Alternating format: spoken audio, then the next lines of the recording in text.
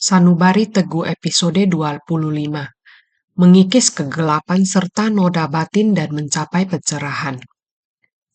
Saudara sedharma sekalian, hati kita pada dasarnya adalah murni dan suci, penuh dengan kebijaksanaan. Hanya saja kegelapan batin menyelubunginya, sehingga kebijaksanaan kita menjadi tertutup. Kondisi dunia luar membuat dalam hati kita timbul banyak pemikiran menyimpang. Adanya kontak dengan dunia luar memunculkan kebencian, ketamakan, kebodohan. Ketika ketamakan muncul, ia akan membuat kita ke arah karma buruk. Ketika kebencian muncul, kita dapat melukai orang lain dan juga diri sendiri. Inilah akibat kebencian. Sesungguhnya, baik ketamakan maupun kebencian kebanyakan berasal dari kebodohan. Kebodohan adalah kegelapan batin yang sesungguhnya. Orang seperti ini ditemui dalam kondisi yang bukan baik maupun buruk, yang kelihatannya biasa-biasa saja. Ia tidak dikatakan jahat, tidak membunuh, mencuri, atau berbuat asusila. Dikatakan baik pun tidak. Ia juga tidak berbuat kebajikan seperti berdana maupun membantu orang lain. Ia merasa dapat menjaga diri saja sudah cukup. Untuk apa menambah persoalan? Mereka hanya mau mengurus diri sendiri. Jika mereka benar-benar dapat mengurus diri dengan baik, minimal mereka tidak menciptakan karma buruk. Namun jika sebaliknya, mereka akan mudah terpengaruh lingkungan dan mudah menyimpang. Maka meski tidak terang-terangan berlaku buruk, namun kebiasaan kecil juga dapat menumpuk sedikit demi sedikit tanpa disadari dan dapat mendatangkan masalah besar. Kebodohan adalah akar kegelapan batin. Ia menutupi hakikat yang murni dan membuat pikiran kita mudah berubah-ubah, mengikuti pengaruh dunia luar sehingga timbullah banyak noda batin. Seperti seorang pemilik kedai mie. Entah mengapa ia terjangkit SARS. Ketika ditanya apakah ia pernah berpergian atau berlibur ke luar negeri, ia menjawab tidak. Ia juga tidak pernah ke daerah wabah. Atau mungkin ada kerabat dari luar negeri yang ia temui, ternyata juga tidak. Mengapa ia bisa terjangkit SARS dan meninggal tidak lama setelahnya? Ada kemungkinan ketika berjualan mie, ia tertular oleh pelanggannya. Usahanya berjalan lancar. Mungkin saja di tengah ramainya usaha, ada pelanggan yang membawa virus ini, sehingga tanpa sadar telah menularinya.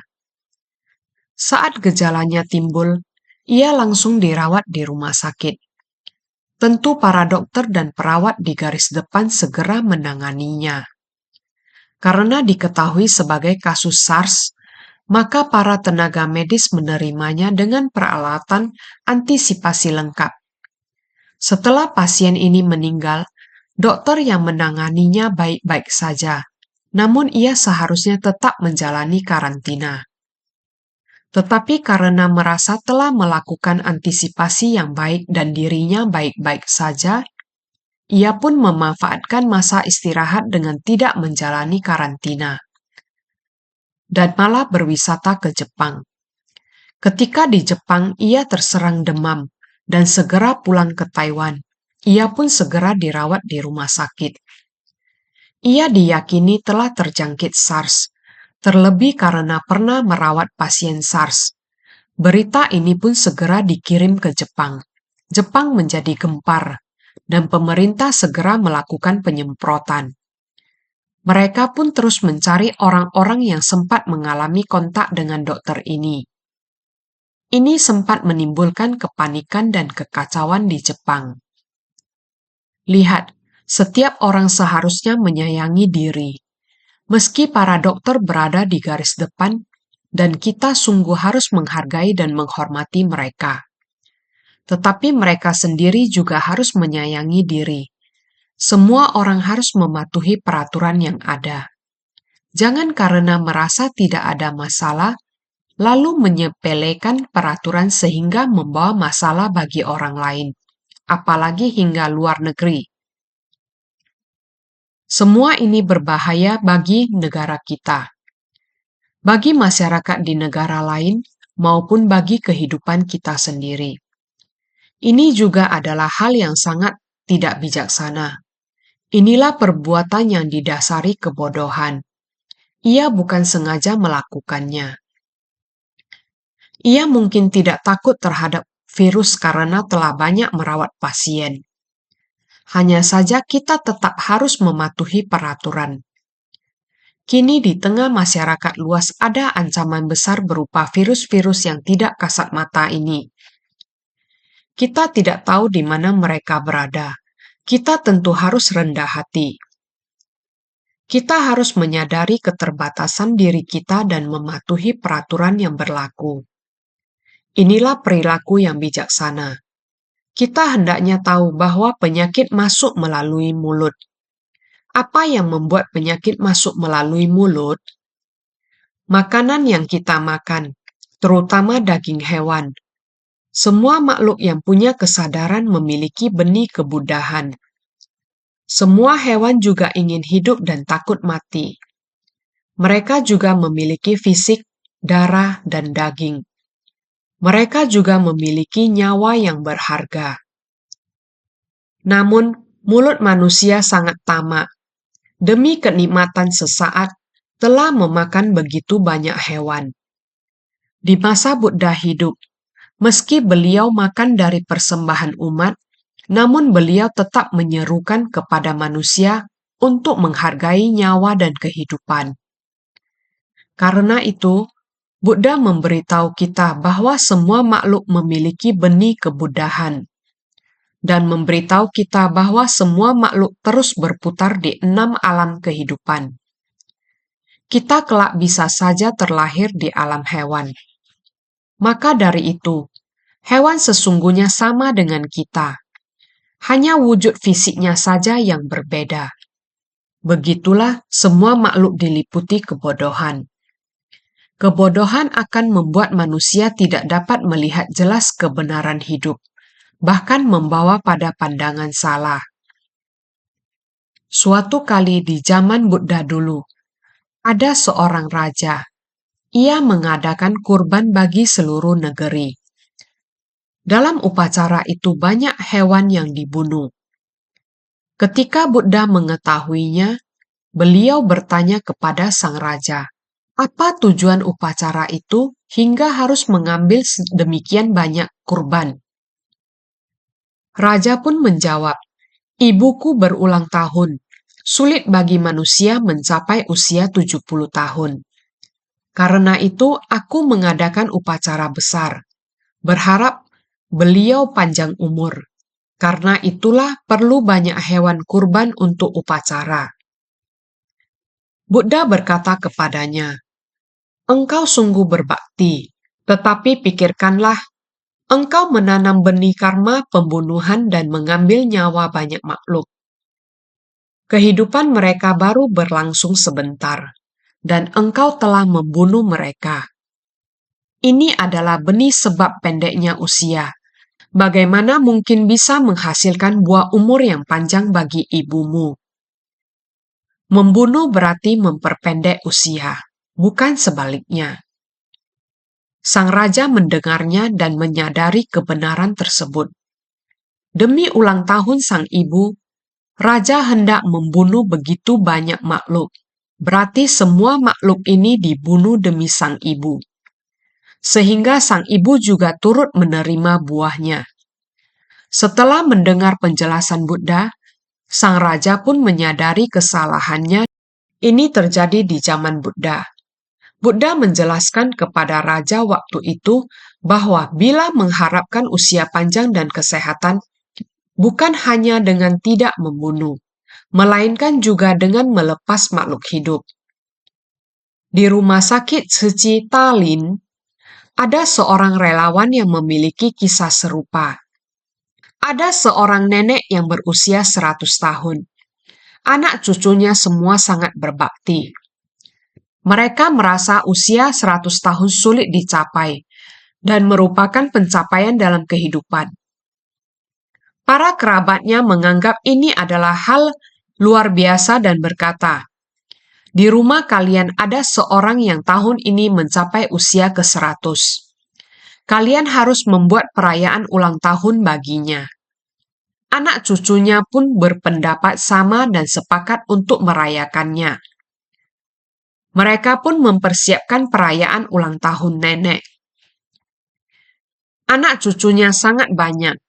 Mereka ingin merayakan ulang tahun sang nenek. Namun tidak disangka sang nenek tiba-tiba terjatuh, sehingga dirawat di rumah sakit Seci. Anak cucunya sangat cemas dan khawatir karena mereka sangat berbakti. Mereka merasa bahwa semasa muda sang nenek sangat menderita, harus bekerja keras membesarkan anak. Kini anak laki-laki dan perempuannya berpenghidupan lebih baik setelah berkeluarga dan berhasil dalam karir. Kini saatnya sang nenek menikmati hidupnya, apalagi jarang ada orang mencapai usia 100. Dengan rasa sayang dan bakti, anak cucunya merawat sang nenek dengan baik. Sungguh tidak disangka hanya karena terjatuh, ia lalu harus dirawat di rumah sakit. Jadi anak cucunya secara bergantian menjaganya. Suatu hari, mereka bertemu seorang relawan. Saat relawan ini berbincang dengan mereka, anak-anaknya bercerita tentang masa lalu sang nenek. Orang zaman dahulu hidup dalam kesulitan. Ketahanan seorang wanita sungguh kuat. Kisah hidup sang nenek sungguh membuat orang tersentuh. Selang beberapa hari, kondisi sang nenek mulai membaik dan anak cucunya pun merasa tenang. Dalam percakapan, tidak sengaja mereka berkata, "Nanti bila ibu sudah keluar dari rumah sakit, maka perayaan ulang tahun yang ke-100 harus dipersiapkan lebih sungguh-sungguh."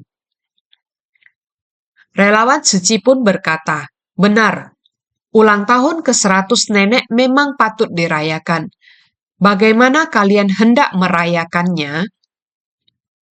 Mereka berkata, "Biasanya dalam perayaan besar harus menyembelih hewan. Anggota keluarga kami sangat banyak. Begitu pula dengan kerabat lainnya. Ibu kami sangat baik terhadap orang lain. Temannya pun banyak. Jadi kami akan mengundang banyak orang. Nanti kami juga akan mengundang kalian. Dalam masa-masa ini, kalian telah menjaga kami dengan baik.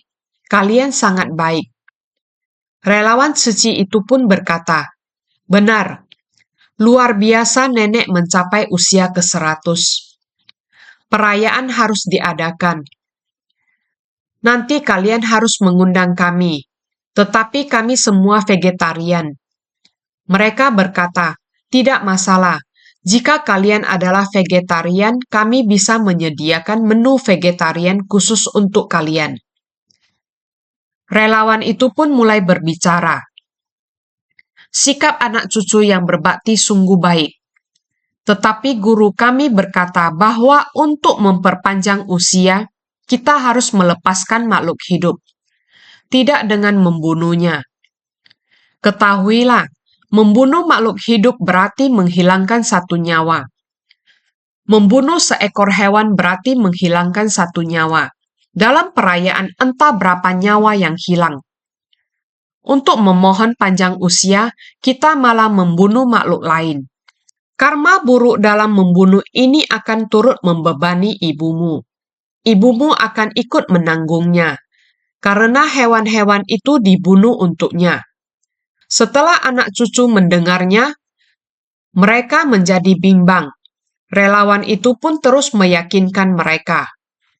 Apakah kita tidak pernah mendengar bahwa tukang jagal hewan tidak akan membunuh jika kita tidak membeli daging? Seorang relawan Seci mengatakan ini, "Untuk merayakan ulang tahun ibu kalian, kalian membunuh begitu banyak hewan." Relawan itu terus menasehati. Mereka bertanya, "Lalu kami harus bagaimana? Ibu saya mencapai usia 100. Ini adalah hal yang langka. Orang pada umumnya menganggap ini penting. Relawan Tzu Chi pun berkata, sebentar lagi adalah perayaan Waisak. Kalian hendaknya berpantang untuk ibu kalian. Berpantang di sini berarti bervegetarian. Semua orang hendaknya bervegetarian dan berdoa dengan penuh ketulusan, semoga ibu kalian panjang umur.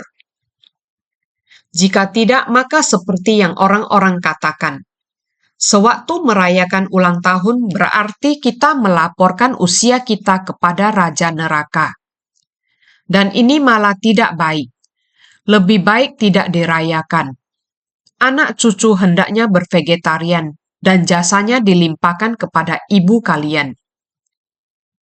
Menurut mereka, ini ada benarnya. Tetapi kerabat kami sangat banyak. Mungkin harus dibicarakan dulu. Lalu, jika kami tidak merayakan, entah apakah ibu akan kecewa? Relawan itu menjawab, tidak masalah, biar saya yang bicara kepada ibu kalian. Anda bicarakanlah dengan sanak keluarga. Beberapa hari kemudian, peringatan Waisak pun berlangsung. Mereka kakak beradik mencari relawan tersebut dan bertanya apa perbuatan mereka sudah benar. Relawan itu menjawab, sangat baik. Kalian semua sangat tulus bervegetarian demi ibu beberapa hari ini. Peringatan Waisak akan dilangsungkan. Kondisi ibumu juga sudah membaik. Sebaiknya kita juga mengajaknya datang. Nanti akan ada banyak orang. Mereka semua akan turut mendoakan ibumu. Ketulusan kalian ditambah dengan doa orang-orang ini pasti membawa banyak berkah bagi ibumu. Mereka sangat senang mendengarnya. Sang nenek pun berkata, begitu boleh juga. Kita tidak perlu membuat perayaan. Lihatlah, segalanya menjadi baik. Saat upacara Waisak diadakan di rumah sakit Tzu Chi, Tallinn, semua anak cucunya beserta para kerabat dan tetangga datang mendampingi sang nenek untuk melakukan pemandian rupang Buddha. Mereka semua sangat gembira. Lihatlah, ini juga tindakan bijaksana. Tadinya demi merayakan ulang tahun ke-100, mereka ingin mengundang semua kerabat dan entah harus menyembelih berapa banyak hewan.